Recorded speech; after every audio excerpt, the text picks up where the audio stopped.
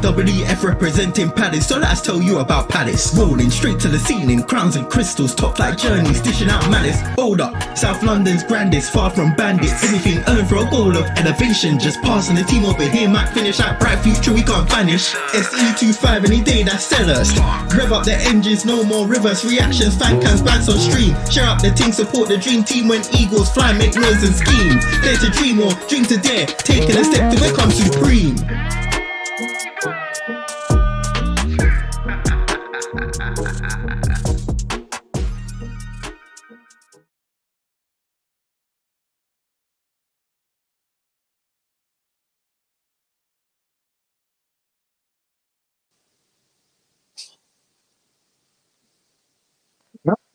Yeah, I can see you. Oh man. All right. So smooth. Guys, I think I'm laggy. I generally think I'm laggy. And I apologize. Guys, this is a Villa Met reaction. We have made it through to the quarterfinal of the Carabao Cup. But the question is, at what cost? At what cost? Terry the chairman. And how's it going? Yeah, not too bad. I was going to say exactly the same thing. Actually, it's a great victory, but the cost is very high as well, isn't it? Unfortunately, in all sports of things, not only with the injuries, but with we've got to go Arsenal next, don't we? And we always do well there, don't we? So there you go. I mean, I'm okay. Yeah, been at work today, but yeah. Yeah.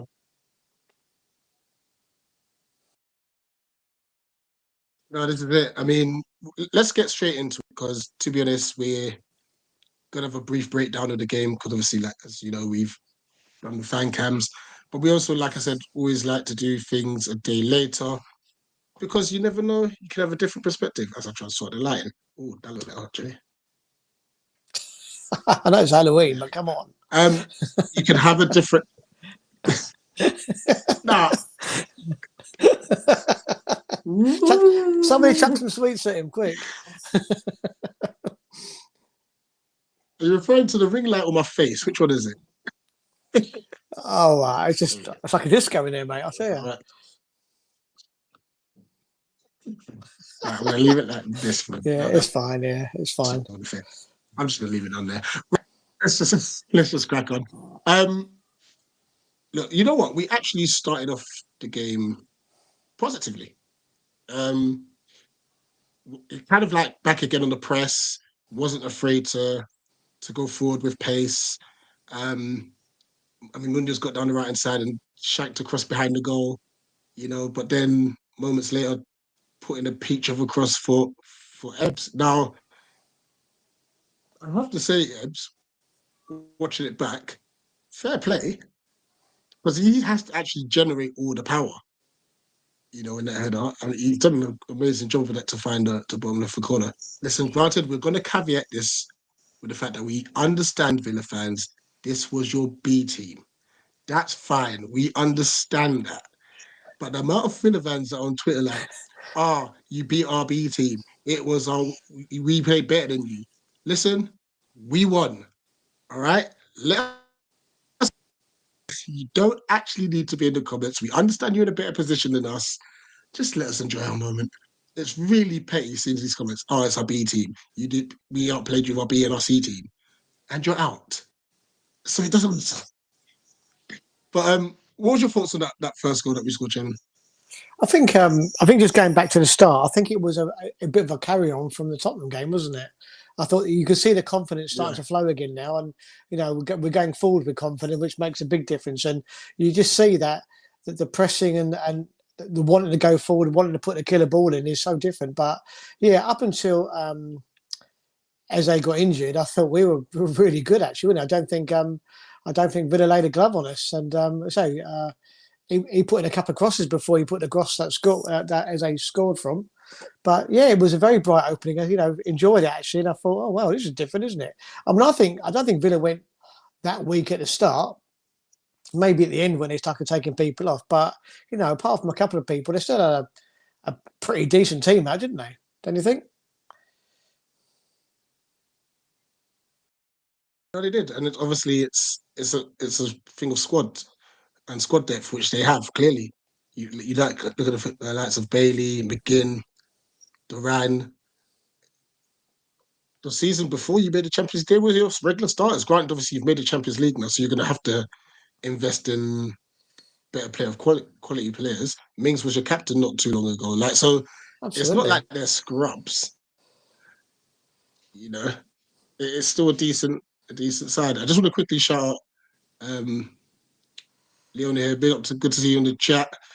The link will be dropped, so if you want to jump in and have your say in a minute, you can. You can. Chairman, you mentioned that injury, and obviously, I think the tide turned for a bit, and it took us a bit of time to kind of get our feet back under ourselves. How worried are you about this Eze injury?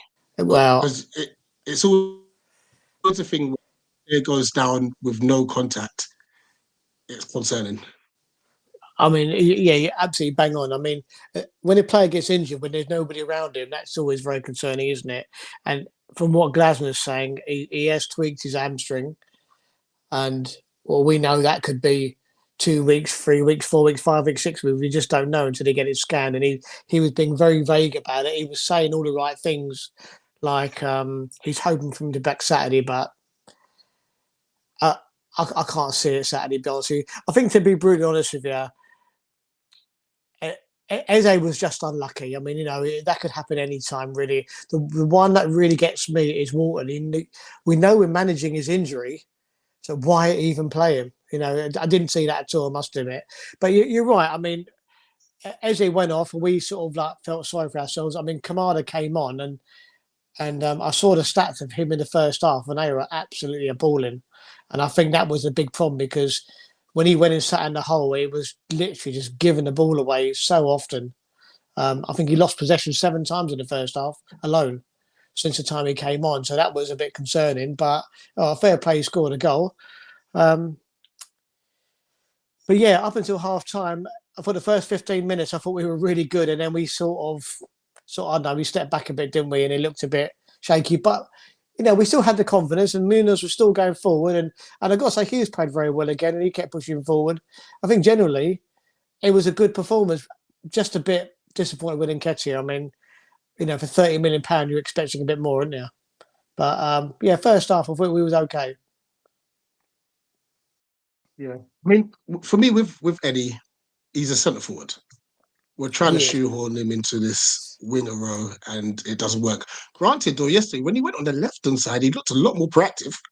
yeah. Second half, he did So definitely. Yeah, it could be a potential where he might start in Ebbs's position on what do you call it on Saturday, and maybe come up no come to the mid because we're short of options. Um, the goal we conceded. There's a lot to unpack in this because I think there are 3 mistakes in this. The majority of the fan base is going to pin it all on one person, but I think there's 3. Hear me out and okay. let me know if you disagree with me. Ian Nketiah, he's running with the ball. His second touch was so heavy that he then has to slide to pass it. If he had sorted out that touch initially, Kamada has got so much room in behind the Villa defence, he'll be a through and goal. Granted, Nketiah makes a pass. Kamada does the right thing, checks his shoulder, goes towards the ball. Unfortunately for him, that touch was very heavy. Very heavy. He gets shrugged off the ball. Granted, the fair play to Villa, the speed at which they won the ball and then lofted it over, because Mitchell was already on his bike, so he's out of position. The last mistake, Matt Turner. We criticised Henderson against Nottingham Forest for having biscuit wrists. Turner had the same thing. Now, you know what? Turner actually, minus that, had a decent game. I don't think he was under much. No, actually, there was one where he flapped at. But he wasn't under much trouble yesterday. The saves he had to make, you would say, fairly routine. So, of those 3 things I've mentioned, is there anything that you disagree with?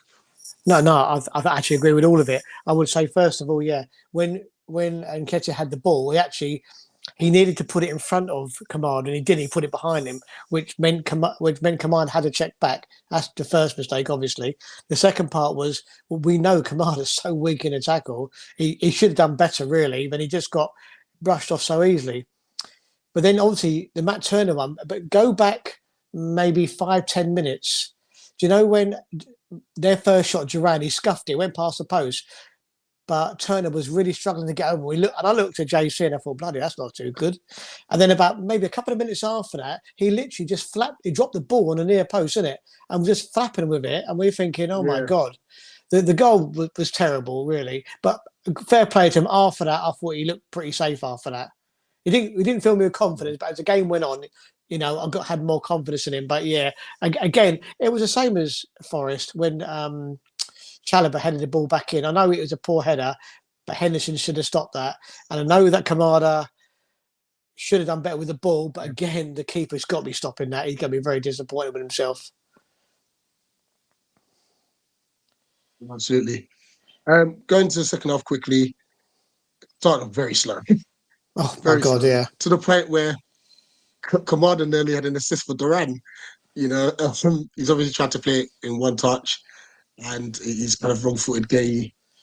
But after that Duran chance and that mistake from Kamada, I thought he very slowly started growing into the game. And then once he had scored, my God, we saw a different player. Like everything was 1 and 2 touch. He kept possession really nicely. He just looked confident. And you know what? I'm going to give him credit. He came out in his post-match interview. I don't know if you've seen it, German. I haven't, no. Said, I need to play better. I'm not happy with how I'm playing. And I didn't see that, I must admit. I understand this is difficult. I'm really going to try hard. I really want to work hard for the team. So he's putting the pressure on himself. So it's good to see that he's taking accountability, because obviously the fan base, if you had seen the tweets at halftime compared to full time, it's kind of like, there's people, wait till the game's finished before you make the but it was scathing. Like, literally, after that we conceded that goal, I went straight on Twitter and I was like, oh my gosh. And then it's funny, like, obviously he scores the win and then it's like, it's about it. But, did you see the stats at half time when he'd lost possession 7 times? He'd been dribbled past twice. He'd done this. It was all damning. It all completely damning. But fair play to him. He picked up second half and actually had the most shots in the game than any player, didn't he? In the end, so that says something, doesn't it? Shows he's got the confidence to go forward. But just go back. Rich, to the second half. I think all good performances that are come from a good. You have to have a good base to start from, don't you? And I've got to say that the 3 at the back are literally getting better and better and better every game they're playing. Chalobah, Gray, and when you've got them behind you, it must give confidence to the other midfielders going forward that, well, we ain't going to concede because look who we got behind us. So that's where you see Munoz and Mitchell are both now starting to go with a bit more confidence. Which is really good. It's so good to see Munoz. Granted, he's not really the type of player that would take a player on, but he's just. I think we had a. I don't know if it's still here, where we had. No, I might have deleted it. The heat map with the average player positions from Forest. Is it this one? Yeah, look at Munoz's average player position against Forest here. Yeah, like he's well up the pitch now. Oh yeah, he's much further up now. Yeah, absolutely. Yeah, no question about it. Which is really good.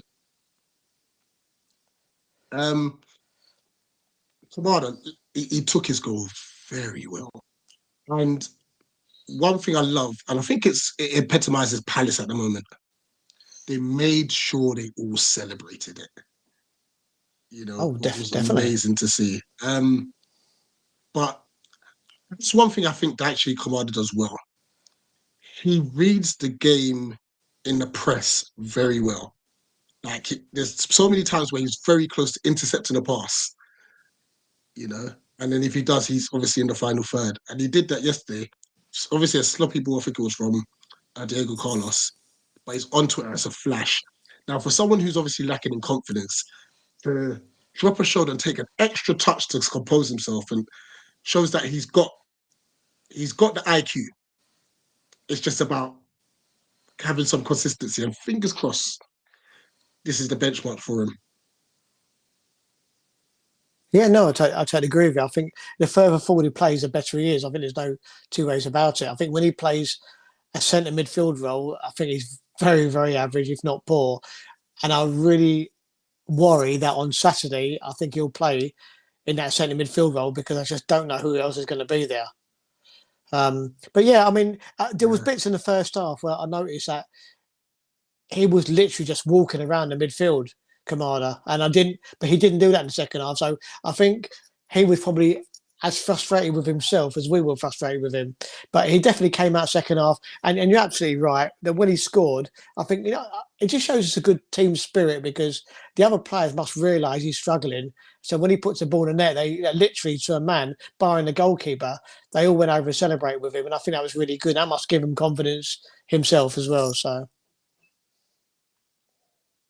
Absolutely. Let's get a few comments. And sorry if I do miss any. There are quite a lot. So big up the dog.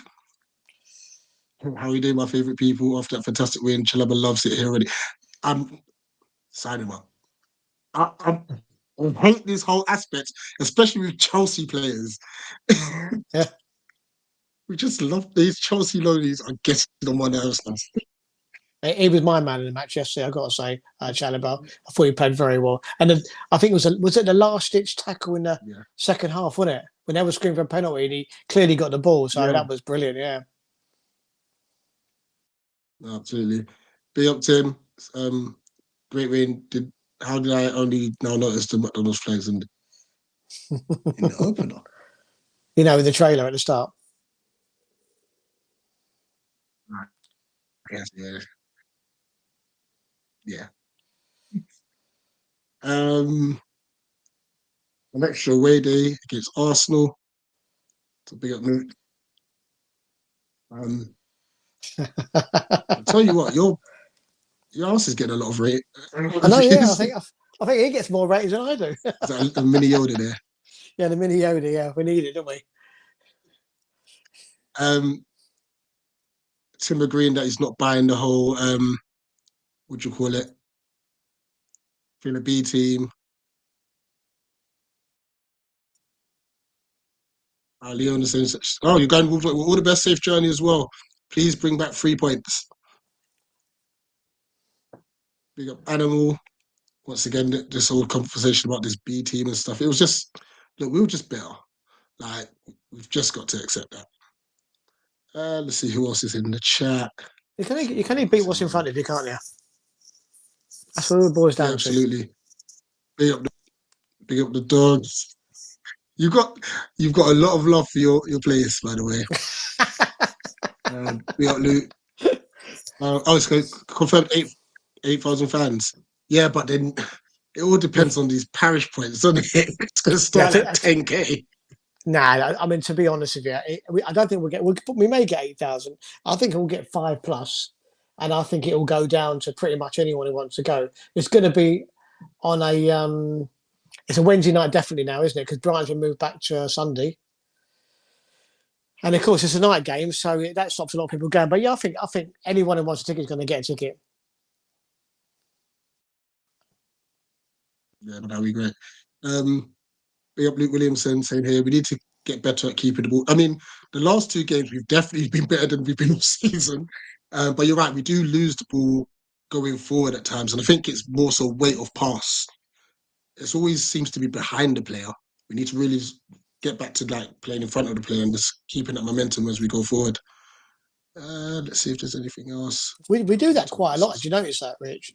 That when we're going forward and we're passing, especially forward passes, when we should be passing it in front of the runner, we pass it to him or slightly behind him, which means he's always got to check the run. I see that so many times.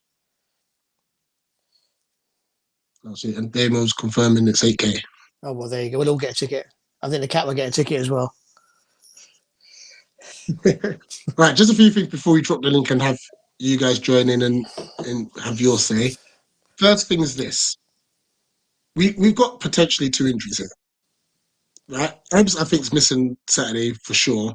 I think they might risk him for Fulham, and then there's the international break where they'll say, you know what, rest out there. Wharton, well, I know Glasner's saying that he should be okay, unless he's going to give him an injection. I don't see him playing that game. But here's how we could potentially line up. I don't. We'll have the Wolves preview tomorrow, I believe. Yeah, tomorrow evening. Um, what's your thoughts on this potential lineup? Any changes? If you can make any changes, what change would you make? But for me, this looks like this is the best we can pull out. Yeah, I agree. I think I don't. I mean, well, I mean, the midfield's going to be struggling without obviously Lerma and Decore. Um, I mean, yeah. To be honest with you, I mean, who else is going to go in there? Who else is left? It's only Schlupp left, isn't it? I think so. And I know that people are going to say about throwing one of the kids in, but not in the Wolves game because it's going to be a huge game, isn't it? I mean, Wolves are targeting this for their first win of the season, no question. And obviously, we've got 2 wins. Our confidence is high, and hopefully, if we can go in there and get some points out of this, all of a sudden we're putting a bit of daylight between us and the bottom 3. It's going to be interesting, isn't it? I mean, if you think about it, if we win this, I think we'll go 4th or 5th bottom, and it probably leaves the bottom 3-4 points adrift already. And our goal difference is so much better than everybody else's already, isn't it? So, Yeah, absolutely. I think for me, if this ends up being the starting lineup, I say we should play on the break. I say, no, but our press has been good lately. I wouldn't. Do you know Credit something? Wolves. Wolves have got a very physical midfield. Yeah. They've got a very physical midfield, but they're not good at playing up from the back. They can see, they score a lot and they can see a lot.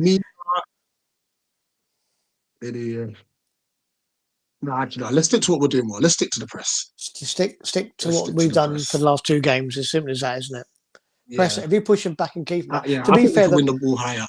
the last 2 times I went to Wolves last year and I went to the year before that, and both times we basically started pushing them back from the kickoff, and we kept them back and we won both games, and we never really gave them a sniff.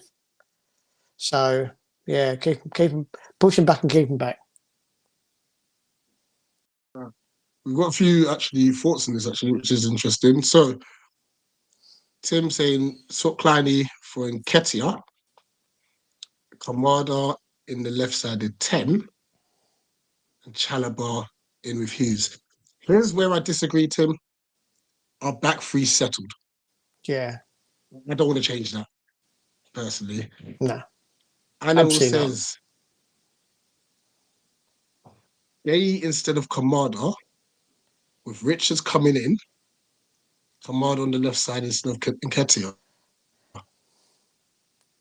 I think that once again, I don't want to change that back 3. Richards, I don't want to rush Richards back. But there is no way he's changing the back 5, i.e. Mitchell, Gray, Lacroix, Chalobah. I mean, there is no way they're changing, because the more they're playing, the better they're getting. So there's no way we're going to meddle with that. No, I agree. I don't. It'll be almost catastrophic, you know. But I do agree we've got to sub. I don't know how we do it, and I don't think it will happen because of the injuries. But while they're playing as a 10, I want to see a run of games of that, you know, as opposed to Kamada centre mid, personally. Something tells me with Ebbs missing, Wharton's going to have they're going to force Wharton to play in this one. Very possible. Very possible. You know? If Wharton plays, hopefully this works. If Wharton plays, they'll probably Nketiah out. Actually, hold on. Yeah. That's what I'm thinking. Yeah.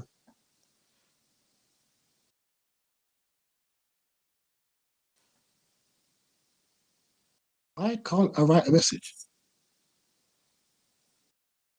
There we go.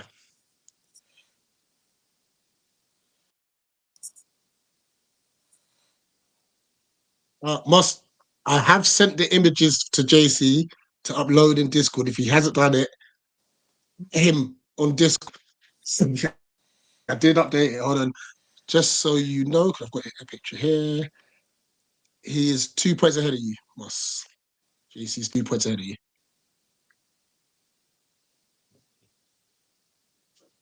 Okay. Just trying to think. What we'll do, we'll give it a minute. If anyone does join us, I'll do the play ratings with that person because you done yours I've done obviously mine. yesterday. Yeah, I've done. Yeah. With yeah. Um, but whilst we're waiting to see if anyone comes in, obviously thoughts on the away draw to Arsenal. Disappointing, to be honest with you. I think it's going to be a good. If we get 8,000 and we sell 8,000, it'd be a great away night. But I think in this point in the cup now, you really want to be at home now, didn't you? But I think it's the first time in history that the whole quarterfinals Premiership, so it was never going to be an easy draw. But with our luck, we could have been away at Newcastle, but we're not, thank goodness. So yeah, I mean, we just never do very well at Arsenal, do we? Really, we'd have a better chance at our ground if we have their ground, and I don't think. Well, I hope we get through. I mean, it's going to be very, very difficult, isn't it? And I doubt they will be putting their second team out so close to the semi-final. So No chance. They're going to go for it. yeah, They're definitely going to go for it. Tim, good to see you as always. you are, Tim. Cheers, guys. I don't know how much time I have. You guys make a lot of sense on settling the back three. So you're probably right. And that leaves either Wharton starting, like we take Glasner at his word from his post-match interview, right? And he said it's the same issue. And so he would be at least available. Wharton would be available on Saturday, which I don't like. I would rather have him go under the knife and get him back maybe in time for Brighton or Newcastle. But hopefully much earlier than that. I don't know. I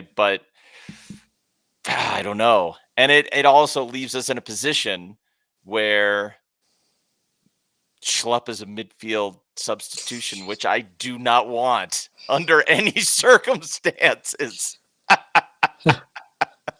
which is terrible for me to say. I should show it. I have it. Like my new prized possession is, a buddy of mine. Yeah, he was at the Stateside Cup. So I went on a work trip, one of my buddies who follows football, and he gave me Schlupp's match-worn jersey when he hits that banger, and it's signed. So I haven't put it up yet. But yeah, that's so I've got a Jeff Schlupp signed jersey, but good grief, he was dreadful yesterday. Hey, Tim, was it extra, extra large? I can neither confirm nor deny if there are any buffet any signature buffet. What you're saying, Tim, leftovers. you just haven't found a big enough frame for it yet. Oh gosh, it's terrible. It's terrible. I like him, but he shouldn't be our. This is why I'm saying, if it were possible, the other point you'll make, even though I'd agree, right, that the settled back three is massive. I'll make one argument for Kleiny here, even though I tend to agree with what you're arguing here. If you put Chalobah into the midfield, and we know that they're going to play physical, that's a physical midfield that I would really love to see Hughes and Chalobah together. I think that would cause Wolves a lot of problems, even though I concede that I you're right. You still want that back three, but that's hard. It puts us in a spot, doesn't it? It really does, yeah, definitely. It's a tough one. Yeah, we're definitely in a predicament for this weekend. I mean, I would love some of the youth to get involved, but I don't see it happening, unfortunately. Not in the game. Not in this game. The Venny's a very tidy player. Yeah. And you're right, Mitch. We were mad at Roy for playing Elise when injured, Yeah. I get that they're probably trying to wait for Decore to get back, and I just think we could have dealt with this so much earlier. And that's what I think annoys me the most. That first international break when he got taken out I think it was Lee Carsley's side. Just sack it off. Go under the knife, miss a few games, and keep it moving. But I am not ruling, I don't see it happening. But if Chalobah went in midfield, I will not be mad. I think that would be a very combative midfield. And I think it's important. Yeah, to be fair, yeah, I think Kleiny for that one game would probably do a job at right. I mean, he's done that job. That's the thinking, is he's done that job for Glasner. And the one thing it does, why I love your point about that back three, Rich, is that the back three as presently constructed is absolutely essential to the way that Glasner wants to play, because they're big and they have pace. All three of them have pace. They all have some amount of recovery pace, and Lacroix has recovery pace to burn. So you can't play the line that he wants to play, and you can't play the press that he wants to play unless you have a back three that has that pace to be able to get back if you give it away in the wrong place. So Kleiny does have, I mean, he's not as fast as he used to be, but he ain't slow anymore. He's not Joel Ward. He's still got some pace. And he was underlapping with Munoz last season, which is still probably the most bonkers thing I've ever seen in a Palace game. That would be my argument for it, even though I totally that is, it is essential. Like you're right. It is essential. A settled back three and a pacey back three is essential for how Glasner wants to play. So again, tough position to be in. Absolutely. It's so annoying. We don't have anything nice. We were like, oh my gosh, look, this season we've got 4 midfielders. We did. We sent David Ozo out to Derby and he's injured there. So but I mean, for this match though, Kamada, let's say he plays at a 6 against Wolves. How confident are you that you could? Nah, that's a stupid idea. I was going to say, could you push Kamada a little bit higher and just make him a little bit more advanced? But that leaves Hughes kind of on his own, playing like he's Czech Decore under Vieira, which you don't really want, right? I think that sounds like a nightmare. It does. I think the only way you get away with that is if you push Kamada forward and dropped in Ketchy and put another midfielder in, but we haven't got another midfielder to put in. And that's the problem, isn't it? If we had options, then we could do something, yeah. Oh, no, I listened to this on audio. Are you going to make me do like the player ratings here? Good grief. Can we give? I'm doing them with you because I haven't done them anyway. All so right. You can start off though. Matt Turner, you're American. So he's I know Kamada gets some and maybe he deserves some blame for that first goal, but I really put that on Turner. So I will give him a 6. He didn't have to make any hard saves, but he does what he does. Like after he gives that, I mean that's on him. Slow. Hold on. He should make that save. I mean, my system's slow. I love me some Matty Turner, but he absolutely has to make that save. So he's better in the as the game goes on, and he knows he muffed it. But yeah, other than that, he was pretty good. But he's totally responsible for that goal. Absolutely. And guys in the chat, getting involved as well. What would you give each player as a player rating? I will go right wing back. Daniel Munoz. Apologies, my laptop's really slow, and that's probably why you see a bit of lagging as well. So when it finally moves, if it finally moves, Don't you think it was quite funny that at the end of the game, he took didn't play, and Wharton. See, I told you my laptop's a bit slow. yeah, lagging it. Yeah, do you think at the end of the game was quite funny when he looked back off again, pretty much played Munoz as a striker? There we go. Right.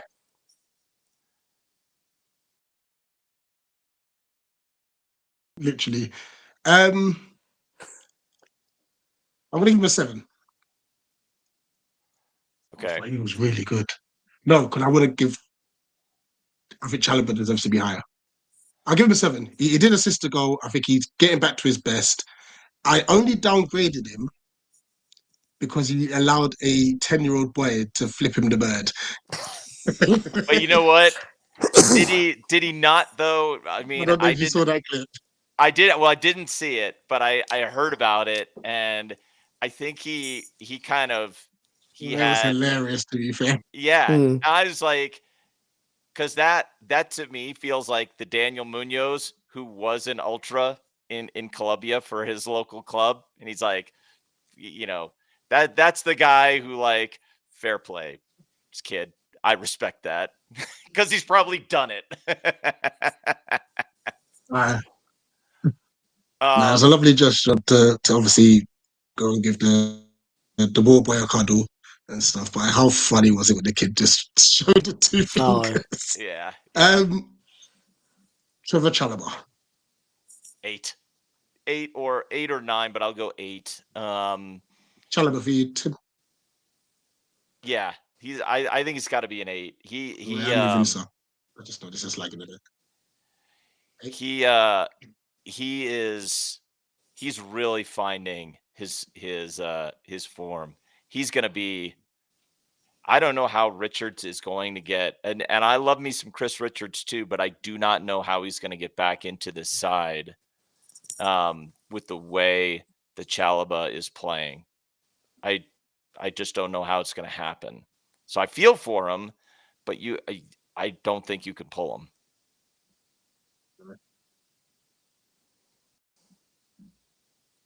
Absolutely. Maxis Lacroix. 7.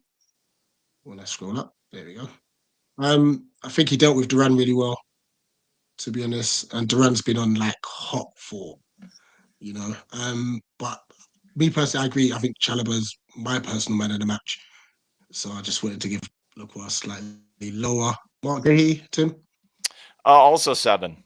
I mean, I think Lacroix and Gay deserve to be right there on the same level. And like you guys said, that's the thing I don't buy about the Villa argument, by the way. Look, just because Ollie Watkins and Emi Martinez were not playing, I get that it was a weaker team, but it wasn't the reserve side. And John Duran has been on a heater. So definitely. The fact that, we absolutely really, really limited them once they got into the final area should say a lot about how good this back line is playing. Absolutely. No, where's that? That can go there. Tyreek Mitchell. After the first 10 minutes, he didn't give Leon Leon one of his Bailey. Quieter games. He didn't give Leon Bailey very much, Rich. There were 2. Yeah. I mean, but like after the first 10 minutes. There was a one shot when he cut inside and he shot near post, but yeah. It wasn't a lot. But then he didn't get forward as much as he usually did. Yeah. I'll give him a steady 6. I don't think he was terrible. I don't think he did. just do his job. Is this going to do it or not? I'm gonna shut this. There we go. Right. Um. Hmm. Wolves. Give me Yuzi. I'll take Yuzi, and I Go think easy.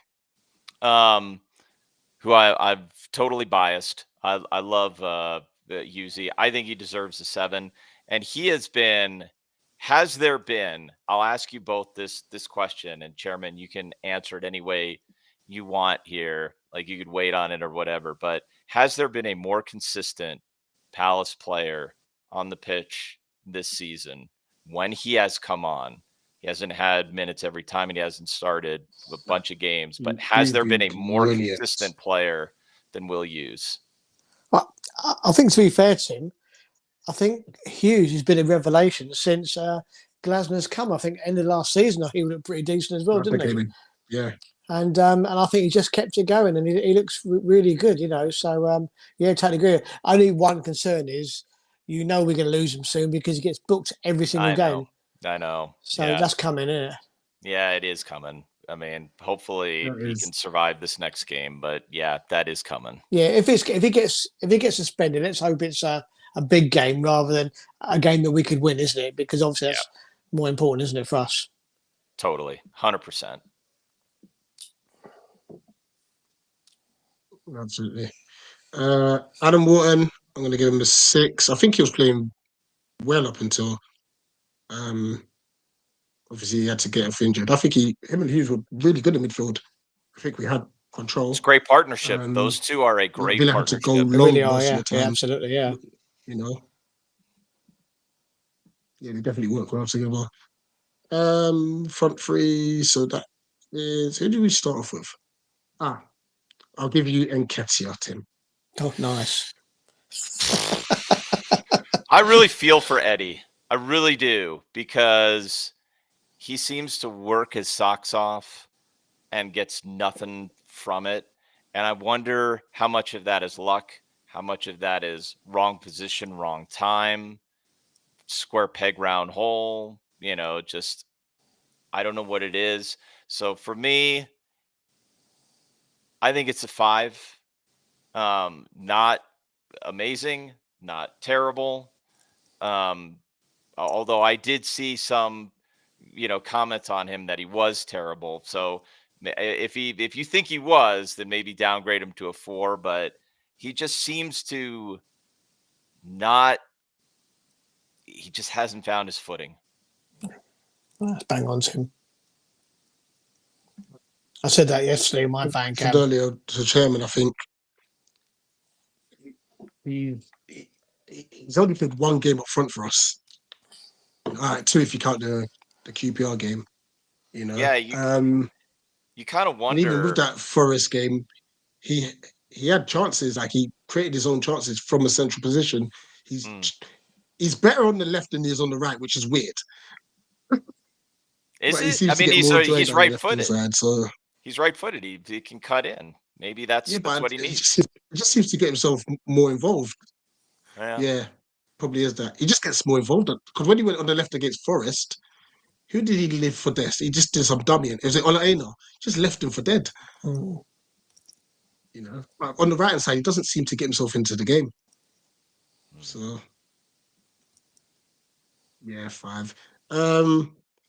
Ebbs, such a shame because he started off the game pretty well as well. And I think there was only one time I think he could have rolled. Could he have passed it to the middle? And Nketiah made a run through the middle. There was a gap there, and he took an extra touch and an extra touch, and he tried to reverse pass it to Hughes, and then Nketiah had to make another run. But I'll give him a 6 because obviously he wasn't on for too long. Actually, but then he scored. Give him a 7. That's a well-taken header, by the way. Very, very good head, actually. His third header ever, that was. JP Mateta. I love that guy. I just love He's a that great guy header as so well. much. He didn't score, but he heavily involved. Plus, what he brings on the pitch. Did you My favorite is I'm gonna give him a 7, but my favorite is after Kamada scores, JP, then the big celebrations at the end of the celebration, he picks up Kamada's arms. It's like trying to get him to do one of these. It's just like, I love that guy. I love that guy. I thought he was a Palace cult hero. Like, Literally like he was a ragdoll. Like here, I know. It's just so funny. He is rapidly becoming Palace legend. I think if he stays, if he gets his goals this season and maybe stays one more season, I think he will become a Palace legend. But right now, he's a stone cold cult hero. That was cemented like last season. yeah. I don't know if for those who haven't seen it, I think the Premier League had a Friends little clip, and it was Eze and Mateta. Nice. You know, so obviously Eze had a lead, said that was his go-to. It looks like it's Mateta now. You know, I think they've built up a friendship outside of, you know, the football pitch. Subs now, right? Yeah. Yes. First sub was Daichi Kamada. Don't worry. So I'm giving him a 6. Don't worry, Tim, Okay, I'll take good. this one off your back. Good. Okay, I'll take great. this one. Great. I'm giving him a 6. Only because you're going to give you Schluck, that's why. And here's why. Granted, I don't want to move again. Oh, terrible. I'm actually going to get it as well. I don't care. Right. Here's why. Granted, he came on and he struggled. Yeah. But I think literally after that misplaced pass, he then grew into the game and he was very instrumental in a lot we were doing. He even got back and made a tackle on the edge of our own box. You know, like I said, the confidence was starting to grow, you know, and it was a well-taken goal. It was a match winner. And I respect the fact he admitted himself he's not playing well. Takes a lot, because a lot of people will hide around that or try and tiptoe around it. He said, I'm not happy with how I'm playing. And I respect that. Yeah. I do respect that. Next sub was... So wait, who came off for what? It was Schlupp, wasn't it? Yeah. Wait, did we? No, we had Sarr and who was the final sub? Klein. That was Fine, yeah. right. Jeffrey Schlupp. You know where Your this is going. You know where he's going. Just put him right there, Rich. Yeah, that's sad. That's sad because he's I like him. He's been a super sub in the past. He was hitting bangers during preseason. He hit that banger against Fulham last season. He's got a goal in him and he's got a leg. I mean, he can do it, but good grief. But just nah.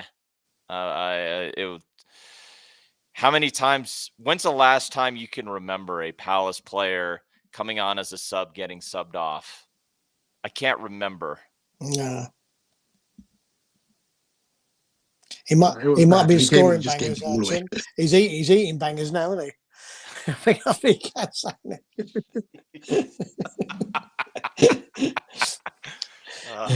Tim, I'll give you the last one as well. Because I just put Sarr and Klein as 5. They weren't on for too long, so just standard 5. Oliver Glasner.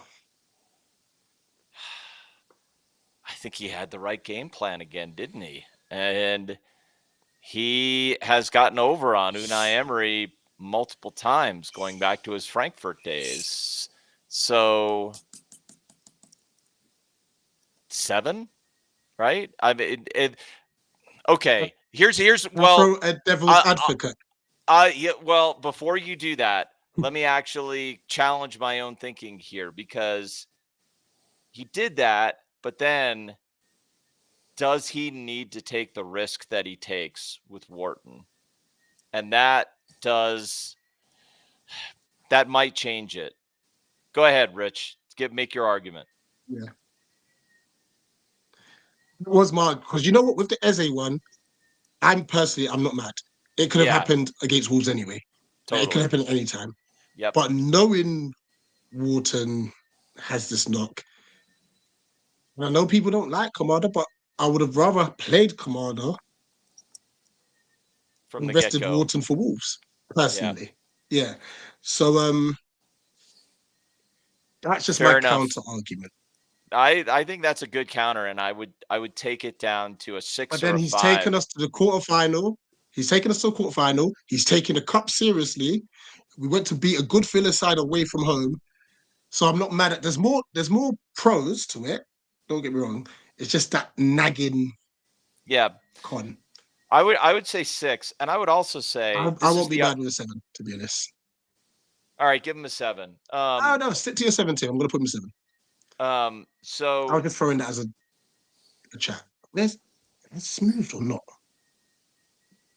Jeez, Louise. yeah, This now thing it's is slow. moving. I know it is. Um, I'm gonna wait for my cat. I'll make this point, and I'd be curious if either of you disagree with it. Like, this is the other thing I have against that Villa argument, that it's just the reserve team, it's the B team. It is verifiably, I think it's objectively true that whoever it is that you're playing, if we're pressing and we're pressing continually and you're having a hard time handling it, well, that's on you. And that's the manager that's getting this team up and in your face and has developed a structure that is holding. The press is working. And the manager and the team deserves a lot of credit for that. So I don't care who it is. You know what? If you can't handle it, if the pressure's getting in your face and you can't handle it, that's your job. You're out there on the pitch. You either do your job or you don't. And so we forced a lot of high turnovers. And before Kamada gets his goal, I think he started to really get into the match. There's another high turnover. I can't remember who it was. Might have been Munoz again, where the ball pings over to him and he takes it, down to the right, takes the angle down to the right. The angle's against him, but he comes in, takes a shot, and he knocks it wide. He goes for the far post and he knocks it slightly wide. But he's like getting a lot of energy, and it's like, what is it, 4 minutes after that he gets his goal. So you know what? Absolutely. I mean, Glasner's got us playing the way that we can play at our best. And the manager deserves credit for that. He does. A few more comments before we wrap up. Yes, I'm also just annoyed that, I hate the fact that my thing's lagging and it's slow. But yes, hurry up and make sure you take over from this in future, please. Thank you. Big up, JC. Hope Glasner gives Richards more time over the season. Yes, Chalobah is better as it seems, at least when informed, but Richards is our player. Trevor, as of right now, is a Chelsea player. I can see that argument, but you still want to play your best players going forward. You have to. Because they're settled. Yeah. That back three we have is unreal. Yeah. It's incredible. Yep. So we'll wait and see. But it's a valid argument though, just let's see what else we got. Sorry, see this thing is so slow.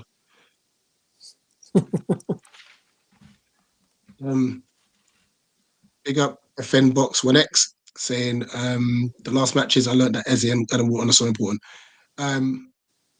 Even more so Adam Wharton. The speed at which he does things allows the press to happen. Allows forward momentum. He's so good. And it's just a shame that obviously this niggling injuries prevented him from being at his top level. But we saw glimpses of that against Spurs. So it's good to see that he's just get your surgery done and be back fit, please. Absolutely. And then send that one to JC in the post. But OCD is suffering with France being the only in yellow. That's for the player rates. It's a good point. Well, yeah.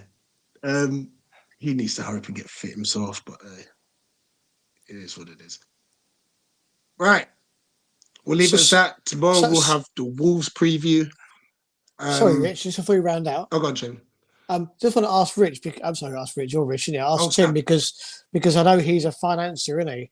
Well, a couple of hours ago here, Rich. Thanks for reminding me. Yeah.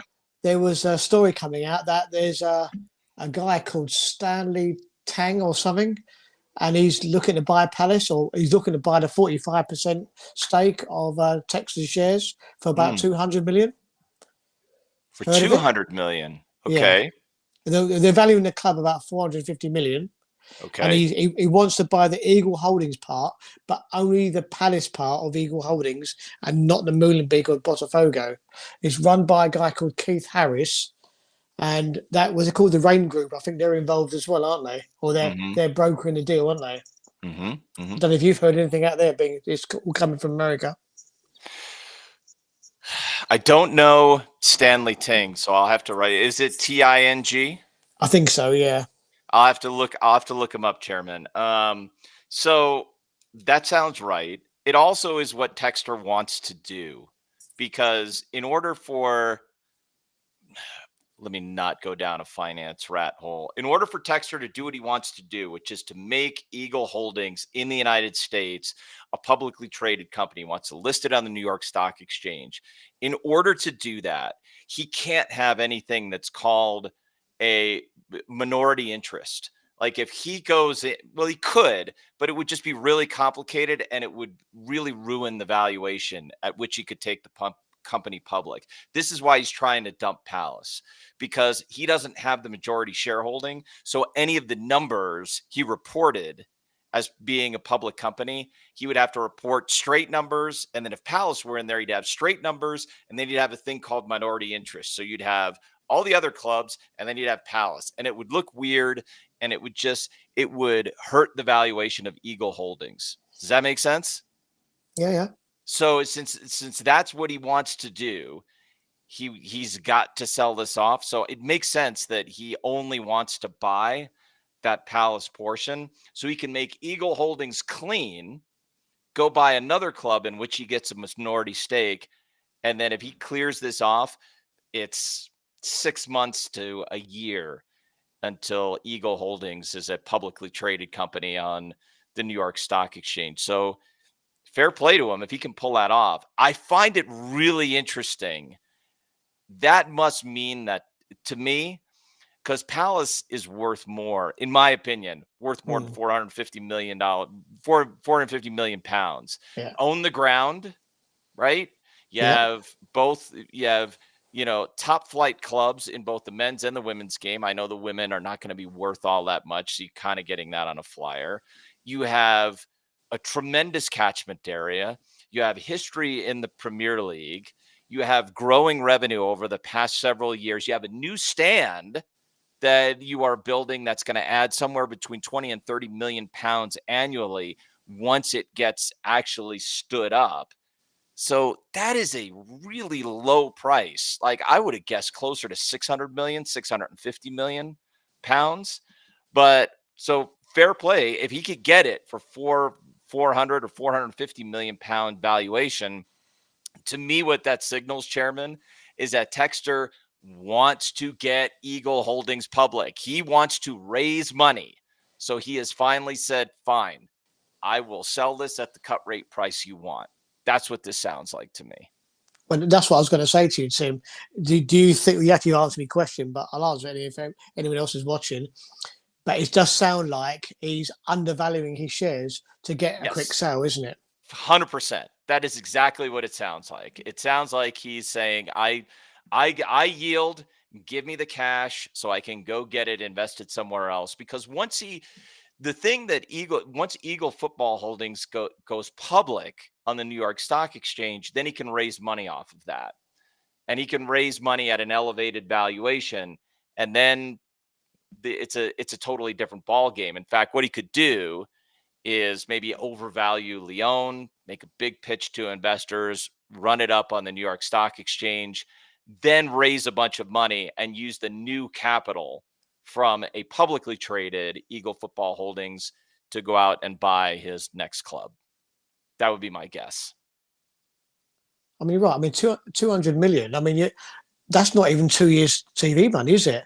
I'm not talking about gate receipts or a new 150 million pound salary. And as you said, I mean, it's going to bring in another 15, 20 million a year, annually with the corporate stuff. So I think he's probably not a third of the price just to push it through. This guy, Stanley Teng. I think he owns a company called, it's like Doorstep or DoorDash in America. It's like a doorstep food delivery company. Oh, I've Do you know, heard of it? okay.